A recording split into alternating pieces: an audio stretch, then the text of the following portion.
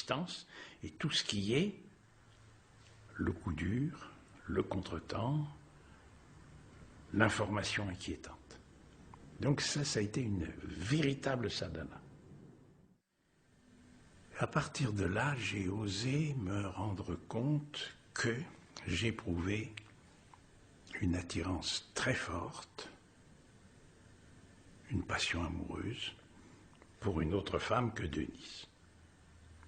Bon, une femme célèbre, tout le monde sait de qui il s'agit, et dont je témoignerai toujours qu'en dehors de son personnage de vedette et d'un immense talent, elle avait une vraie recherche profonde, et elle a fait 3 longs séjours auprès de Swamiji dans un pays où personne ne savait qui elle était, et avec beaucoup de sérieux.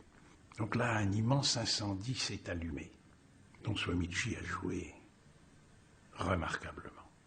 Je m'imaginais que je réussirais à tout ménager. Ça, c'est la complète folie du mental. Non, c'est une passion amoureuse, c'est divorce éventuel, ce remariage, ça peut être très bénéfique pour les enfants. J'ai réussi à me le faire croire et à tenter de plaider cette cause auprès de Swamiji. Donc j'avais imaginé une sorte de, pour ne pas me contredire, chaque fois que j'allais voir cette femme, je disais que j'allais voir, j'avais pris le prénom de son frère, mon ami Bruno. Et je me souviens d'un soir où j'avais été obligé de me décommander une fois, me décommander 2 fois. Je me dis, si je me décommande une 3e fois, je vais finir par compromettre cette relation. Bon, l'atmosphère à la maison n'était plus du tout ce qu'elle avait été, et mon propre petit garçon me dit « Non, ne va pas voir ton ami Bruno », en pleurant. « Non, ne me laisse pas seul ce soir. Pas ce soir, pas ce soir. » Alors, c'était qu'est-ce que je fais? C'est au-dessus de mes forces de me décommander une 3e fois parce que je sens que ça va compromettre. Compromettre de la manière que cette femme très idéaliste dit « Non, moi je ne veux pas être le bourreau des enfants d'un homme marié. » Donc je suis parti avec mon propre petit garçon qui comptait tellement pour moi, accroché à mes jambes, accroché pour pas que je parte. Je l'ai écarté, séparé, refermé la porte sur lui.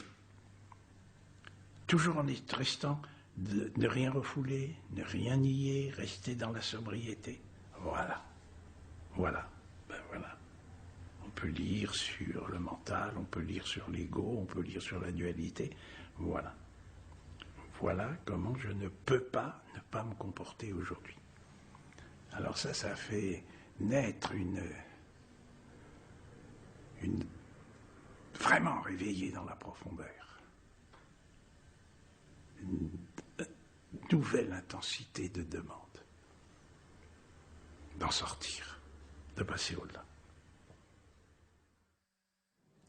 C'est dans ces années intenses, 1969, 70, 71, que j'ai connu un moine japonais qui venait d'arriver en France, parlant à peine le français et même pas très bien l'anglais, Sensei Taisen Deshimaru.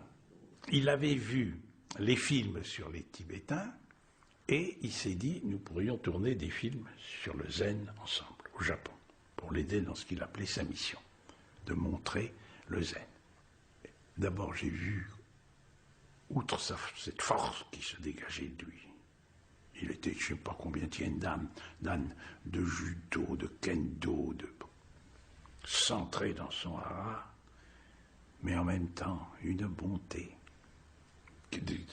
dont j'ai bénéficié très souvent, une bonté. Ce qu'il appelait, avec sa voix, harmonize, se mettre en harmonie avec le contexte. C'était une super démonstration du être un avec, to be one with, de Swami Prajnapat. Il m'a emmené partout, depuis l'austérité des monastères où on fait zazen pieds nus dans le froid pendant des heures, ça je l'ai vécu, Mais nous avons été aussi dans des bars de Ginza et dans tous les aspects du Japon. Et nous étions un jour dans un bar, où ce qu'il appelait geisha girls, c'est-à-dire des fausses geishas, mais bon. Il nous servait, il me regarde, et avec la vulgarité la plus parfaite, il met sa main aux fesses d'une de ces dames, ces serveuses en fait. C'est pas habituel au Japon. Qui se retourne, et la manière dont Sensei l'a regardé, c'est inoubliable. Il a regardé avec une telle profondeur, un tel amour, que cette phrase bien connue m'est venue à l'esprit: le maître zen ne fréquente plus que les bouchers et les prostituées, et tout le monde est changé en Bouddha. Et puis il m'a beaucoup provoqué, et c'était aussi un bon terrain d'entraînement, de faire face à ces plaisanteries, à ces petites ironies. Sa formule, c'était Zen, grande sagesse, Swamiji, petite sagesse. Bon, ben d'accord. Je le laisse dire, je n'en pense pas moins.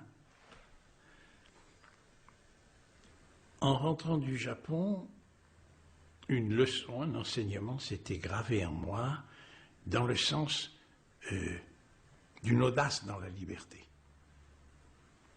Ne pas être restreint par des cadres sur ce qui se fait, sur ce qui ne se fait pas, comment un maître doit se comporter.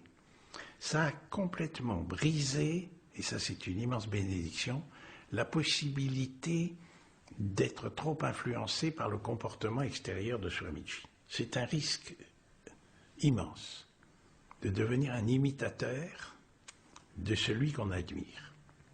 Pas qu'il nous serve de modèle pour nous montrer ce qu'un être humain peut accomplir, ça c'est juste. Mais, voilà, là, comment un sage doit se comporter, Swamiji devient l'archétype. Et là, j'ai vu quelqu'un qu'on peut appeler un sage, dans son style, vraiment un homme sortant de l'ordinaire. En tout point l'opposé de Swami Prajnapada. Ça a représenté un élargissement. Ça a achevé d'éroder ce qui pouvait rester de ça c'est bien, ça c'est mal, ça se fait, ça ne se fait pas, voilà ce que fait un jeune homme bien élevé, voilà ce que fait un garçon très sage, et puis voilà ce que fait un bon disciple. Ce mélange d'incongruité, d'audace et de permanente vigilance et communion avec l'environnement dont Tensei Deshimaru était le témoin. Ces années douloureuses, fascinantes, tout à la fois, ont été des années d'accomplissement. D'un certain point de vue, les rêves les plus absurdes de ma jeunesse se sont réalisés. Une certaine notoriété, des gens me reconnaissaient, on reconnaissait Arnaud Desjardins dans la rue.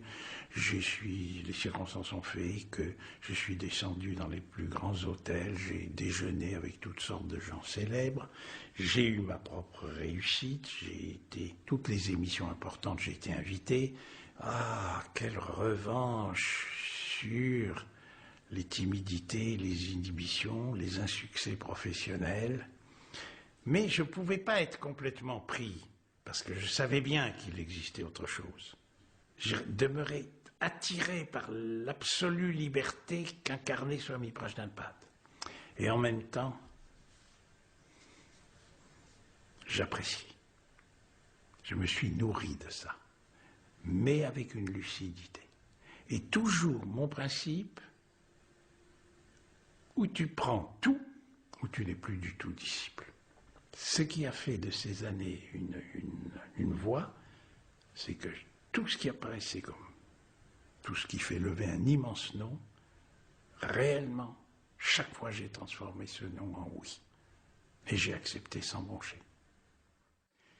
Et puis il y a eu aussi un aspect assez bon, qui n'était pas anodin, destructeur.